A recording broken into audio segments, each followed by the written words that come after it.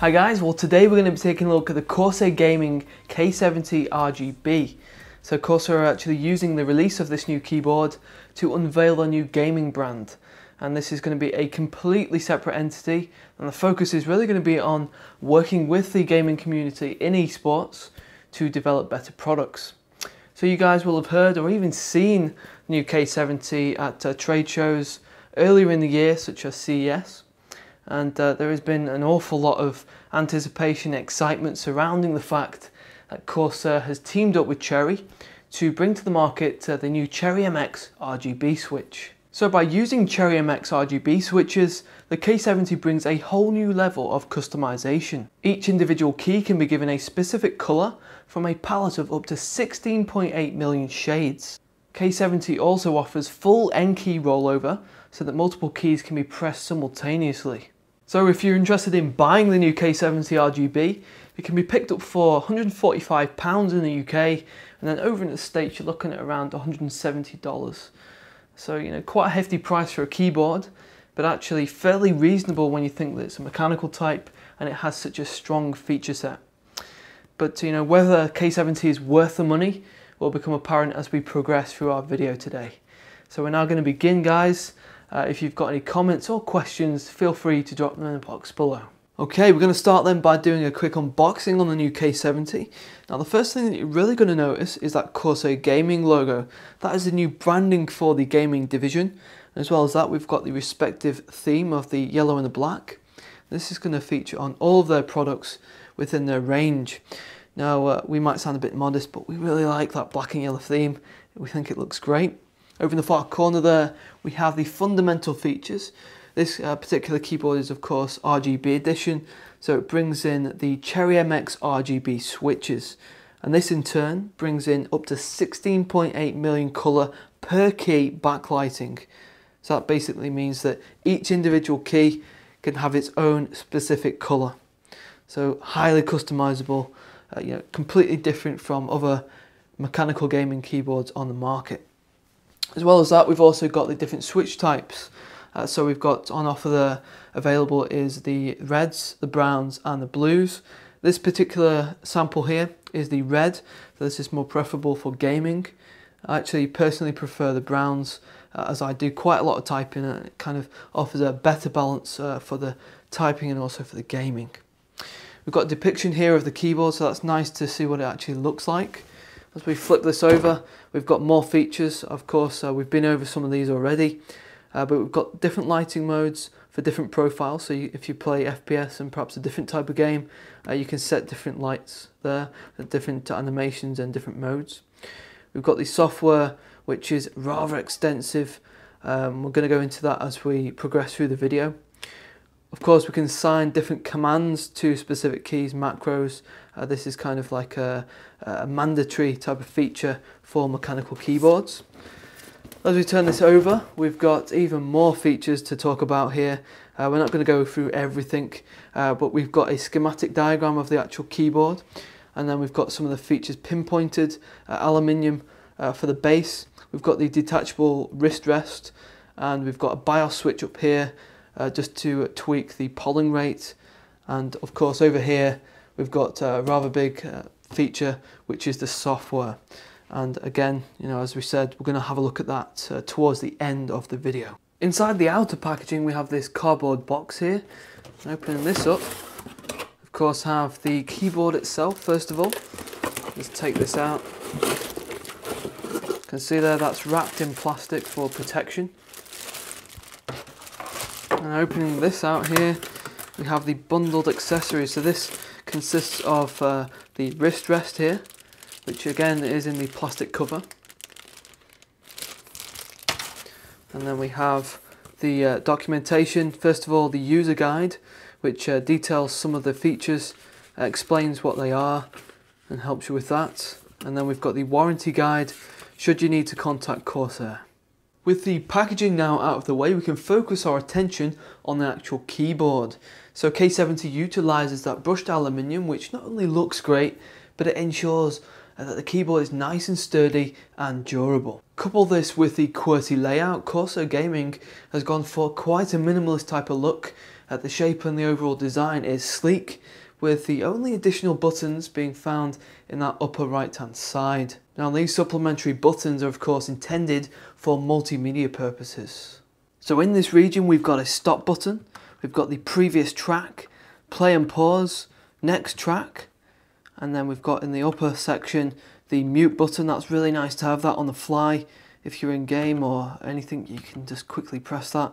And then we've got this metal scrolling wheel here to control the volume level. So you can scroll that up to increase and then scroll it down to decrease. And then further along here at the top, we've got two additional buttons.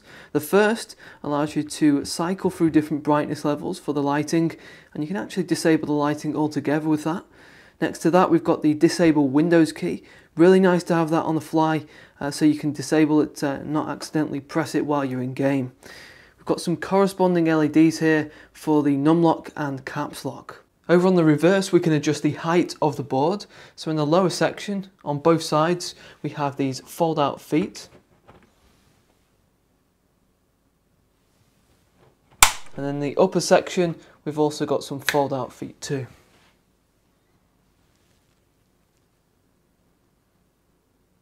But if you're not planning to use these, we've got these rubber strips, 4 of them in total, to prevent the board from slipping on smooth surfaces. Now, since we have K70 on its reverse, we can also talk about the detachable wrist rest, since the clips on the underside there fit directly into those sockets. So this wrist rest, as you can see, give you a nice close-up there. This is a soft touch matte finish. You can see the dimples there, and this provides a, not only does it look good, but it also provides a really nice smooth finish, and you can take this off and clean it really easily. So to install, all you need to do is simply line it up and it clicks into place. Stemming from the center of the keyboard, there is a thick braided cable. This cable then splits off into 2 separate USB connectors. Now usually if a keyboard has a USB hub, manufacturers provide that additional USB connection for the extra power. But since K70 has no USB hub, we can only imagine that this supplementary power is for the advanced features that this board comes with, such as the RGB switches, etc. And then in close proximity to the cable, we have a firmware reset button. To make use of this, you're going to need to use a thin, sharp implement, since we've got a tiny pinhole type of button. And next to this, we have a 5-step BIOS button. Now this option here provides compatibility for older motherboards, which perhaps lack the support for newer gaming keyboards. It also provides a bit of support there for KVM switches too. Each BIOS mode changes the refresh rate, so most gamers out there are going to be wanting to use option number 1, since this will supply 1000 Hz refresh rate. So the biggest difference between K70 and other mechanical keyboards is that it features the Cherry MX RGB switch, and this new design does away with the usual black housing in favour of clear plastic, so that light coming from the circuit board underneath can pass through and illuminate. Inside that casing there is a special lens which pushes the light through the keycap, and this is said to improve the brightness and the clarity of the characters on the keyboard. So via the software, these switches can provide us with up to 16.8 million colours to choose from, and each individual key can have its own colour adjusted. And you can clearly see here that we've got the red switches on this particular sample, but as I've already mentioned, brown and blue are also an option too. Okay, we're now going to have a look at the software suite, which is bundled with the K70. As you can see here, nice interface. We're starting on the key assignment. Got a diagram here of the actual keyboard, all of the different keys which you can assign. I'm just going to select P for example. Right click on that, we go to assign new action. We've got the macro editor to begin with. You can obviously record and choose different options as you go through that. We've got text, keystroke, shortcut, if you want to execute or run a specific program, there are some predefined ones here, but you can browse to an executable of your own. We've got DPI, see options there to select the different sensitivities, timer, you've got mouse, so you can obviously different clicks, scrolling, media control, all of those multimedia options there. So, very extensive, lots to choose from in terms of the options there for the key assignment. The next tab is the performance, and here we've got option for the disable Windows key, which is actually on the keyboard.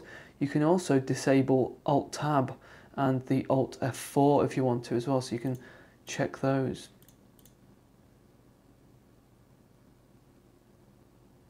The next tab is the lighting. Now this is going to be one of those ones that many of you are going to be looking out for, so this is going to be quite exciting. Show you the customization which is available here. So to begin with, you can see we've got all of the keys selected as blue.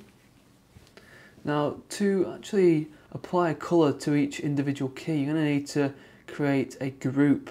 So you can see here at the top here we've got all, which I've actually configured to be all of the keys. Then I've got the arrows and a sort of a selection of the insert, home, end and other keys just above it. And so you've got to really create the group, and then you can create the colour for that specific group.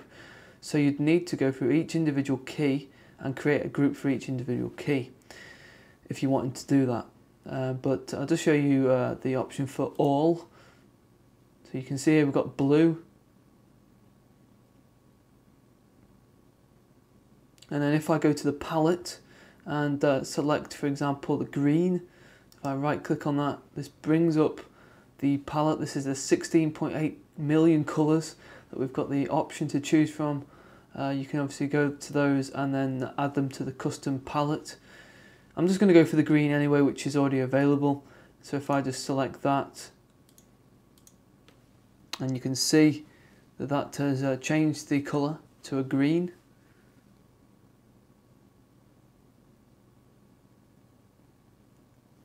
Now we've been in touch with Corsair throughout this review, and they've actually sent over some custom profiles.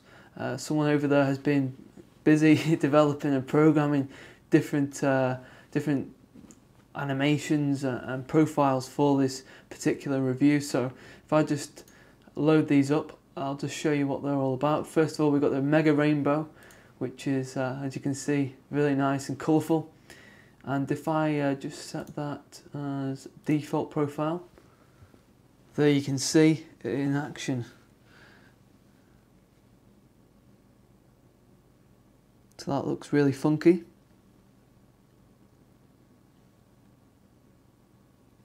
And then back in the interface, just go to the drop down again, and we're going to go for matrix this time. And if I just set that as the default profile, and there you can see we've got that digital rain, which is synonymous with the matrix film.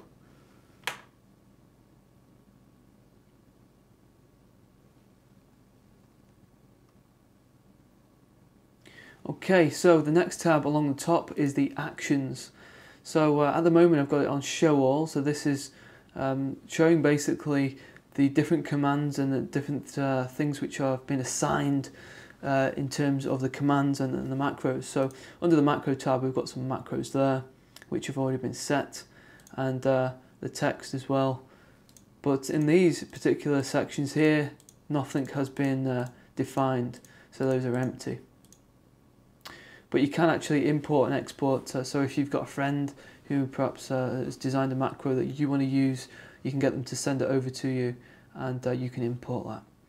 Now over on the lighting tab here, this is the section which creates the animation. So with the rainbow and the matrix, you'll notice they weren't solid colours, they were actually animated.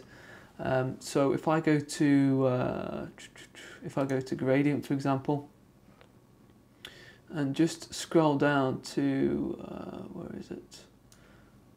The Mega Rainbow, and hit edit. You can see there that's the gradient which was created. And there's different options inside there for that.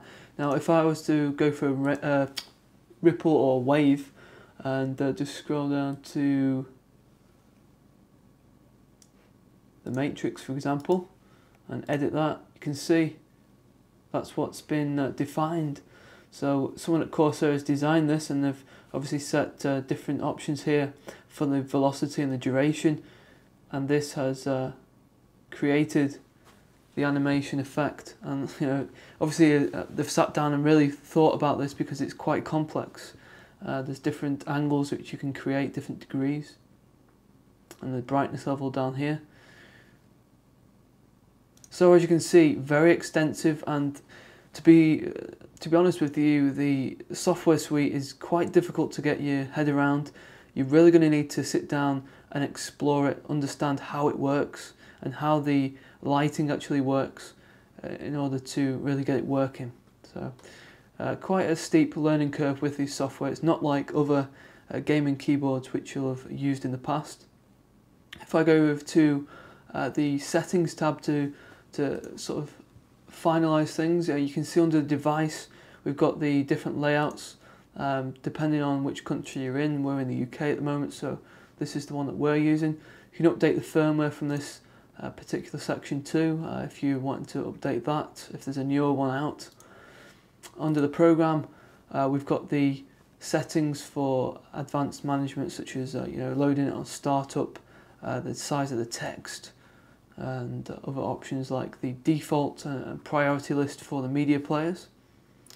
Over on the support tab, we've got the user manual, and obviously if you're wanting to get in touch with the technical support, you've got any issues, then you can actually create an advanced report which gives you a list of all of the hardware and also the software that you're running. So that's nice to have that as well. So that pretty much does things on the software side of things. As you can see, a great piece of kit this. It does take a bit of getting used to, but as you can see, the customization, all of the options are fully covered. So that in a nutshell is a new K70 RGB. It's pretty obvious why this particular keyboard has had such a strong following since it was first unveiled, because it brings a whole new level of customization.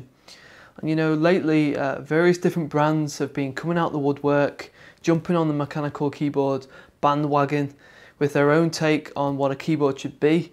And I'll be honest with you, there's only so much you can do with a keyboard to make it interesting.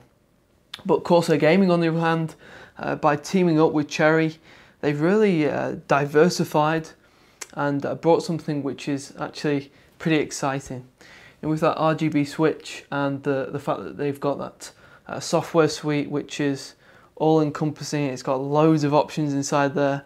There is so much to tweak and to customize. Now I've actually been using this particular keyboard now for around a week. It's flawless in its operation. Those media keys up in the top right have been exceptionally useful, being able to access those on the fly. But there are a few things I just want to mention to consider. Now the software, although it is all-encompassing, it's something that you really need to take time and effort with. You can't just pick it up and make a few adjustments. It takes time to modify things, particularly those animations which you can see which are running now. And also I think the brightness at 100% really needs a bit more intensity. Compared to the Ducky Shine 3 which we've got in the office, it actually appears quite faint. So guys, thanks for taking the time out to watch this video today. I do appreciate that. Let me know what you guys think of this new K70. Let me know what your opinion is. Be interested to hear about that. If you could give me a thumbs up, I would appreciate it. Subscribe to the channel, and I'll see you in the next video.